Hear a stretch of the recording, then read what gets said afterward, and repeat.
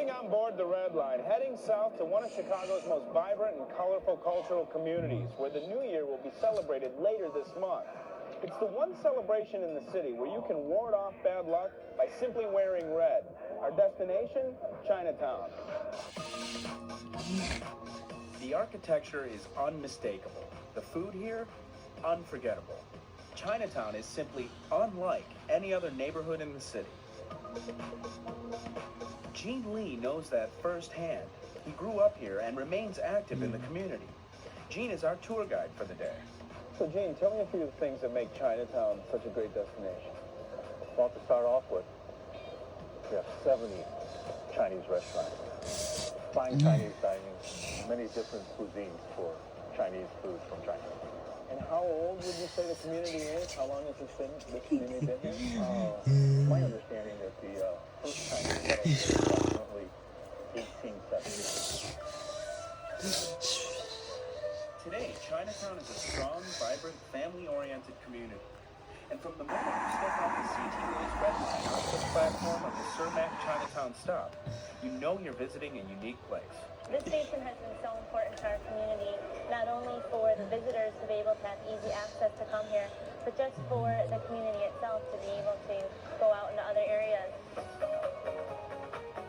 In 2002, the Cermak Chinatown stop was adopted by the Chinatown Chamber of Commerce. And the commitment is reflected in the Chinese art that you see all around. We took clear cellophane and covered the window panes on the platform, and they have art depicted on it that represents various Chinese landscapes and folkloric stories. We also have Chinese masks hanging up that it represents the various Chinese opera and theatrical performances. On your way out, be sure to check out the 2 Chinese food dogs guarding the station from evil. And on your way in, you can't help but feel welcomed by these tile murals. To adopt the station really was a huge step for this community because it allowed us to really make this station stand out, to identify it as a cultural destination point. New to Chinatown, another welcoming sign, the Nine Dragon Wall, just unveiled this month. The Nine Dragon Wall, which is right next to the Red Line station, is the newest feature built here in Chinatown.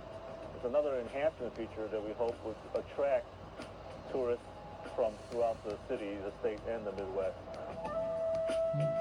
The wall is a replica of the famous Nine Dragon Wall in Beijing, China. Chicago and Toronto are the only other cities in the world to have one. It was all handmade, imported, shipped from Beijing, China. Oh, wow. Just about everyone is familiar with the Chinatown Archway. But did you know that it's loaded with symbolism? You notice that it's in green, red, and gold primary colors. The green tiles, the red panels, and the gold lettering. Those 3 colors come up again and again because in Chinese belief, they symbolize green for grass, foliage for life, red for blood, vitality, and health, and gold is for the precious commodity, wealth. Richard Crowe has spent a number of years studying Chinatown's unique flavor, and what intrigues him is the ever-present feeling of the supernatural, which some believe exists because of its location. This is actually an Indian burial ground that they're on top of. So they have to take special magical precautions to make sure they don't have trouble with the unsettled spirits in the early days. And to ward off maybe some of those unsettled spirits, I understand it's a tradition to wear red? Well, red is a very important color, especially for a traditional Chinese wedding. The bride never wears white at a traditional Chinese wedding. We wear white as Westerners, but white to the Chinese symbolizes bones and death, ashes. But red is that good luck number that chases away any evil prowlers. Something else that wards off evil spirits? This is called a bagua. This little wooden charm with a mirror in the center is hung facing out at your door. You'll find it on houses up and down 22nd Place, considered Chinatown's most haunted block. But at the end of the block, there's a way to cast good luck on yourself. You can see in the mouth of Mr. Foo Dog is a ball cut loose. And the tradition is that you roll the ball around 3 times clockwise. 3 times is a special spiritual good luck number for the past, the present, the future. Congratulations. You're lucky. Congratulations. Now you go out and buy a lottery. All right.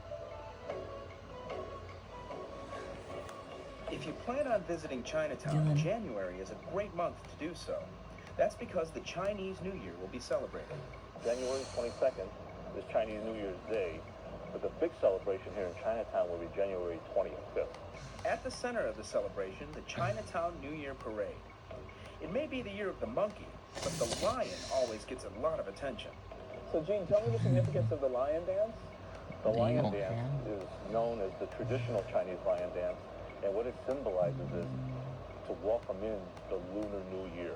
The parade is always a great way to experience Chinatown. And while you're here, check out the Chinatown Library with its large collection of Chinese books, magazines, newspapers, videos, and CDs. And be sure to visit the many shops along Wentworth Avenue. It's easy to get to Chinatown on the CTA. Here's how.